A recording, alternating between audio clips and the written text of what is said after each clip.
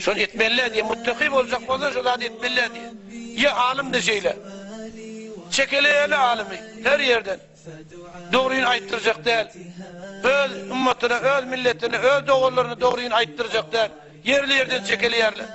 Şunu da şu çekeleyerli men deyip kayıtman oturdu. Şu da eyni bir bayi ki vermedi bakil oldu. Bir de bakil.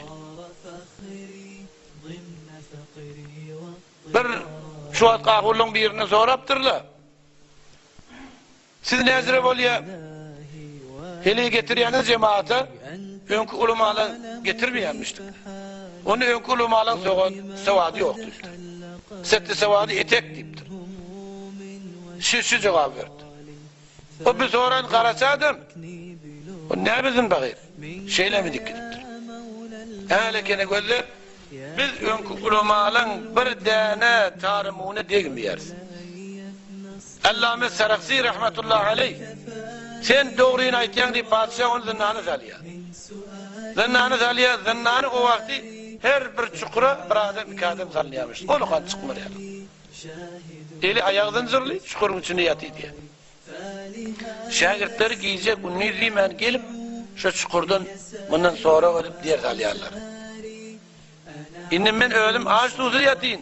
Görünmeyen gözüme deyip kavmaptır ki yol. Önkü alim şol. Bir alimden inni karnı şol yalak. Boyunu boğu yalak.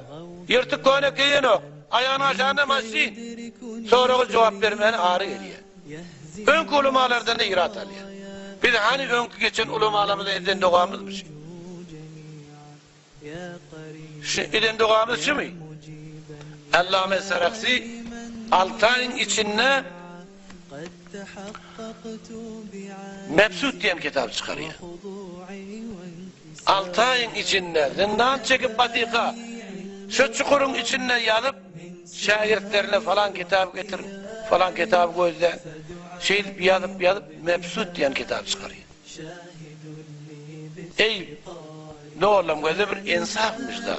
Şu önkü geçen ulamalara biz özümüz cevap tapmani, şuna bir ayıp tapmak insafmışlar. Bir insanın, bir Müslümanın vicdanı icazet veriyormuşlar. Hiç vakit vermedi. Bir inni ne kadar refahda yaşayarız. Kavucu an edin bedbahtığımı. Ne kadar refahda yaşayarız. Haydi ulamamız kitap yazıttır. Eğer yana kadar doğru ulamanın tersini yazıttır. Doğru şu irşad eden ulamaların ummetini anlaştırmanı yazıttır. Behterin mezhebimiz var. Mezheb-i Hanefi. Bu neymiş şundan irat almalı yeri var? Biz mugalletten mi? Biz mugallet bolup dilimiz bilen mugallet diye. Ondan sonra öz mercemizden irat alıp yamaşan kitap yazmalı. İnki kavalımız şöyle etti var. Ol adaşallah ki ol agayedi fazıl. Ol cüda. Bu ne bir guru çıkıyor. Men guru mederen nemidarım. Falandan, men falandan. Biz İslam'ı bir hıyanet ediyoruz.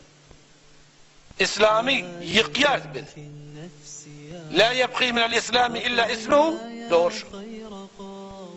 Yani Peygamber Aleyhisselam aydıptır diyelim. Bir zaman gelir.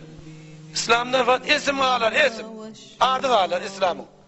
في سرور وحبور وإذا ما كنت راضي فالهنا والبسط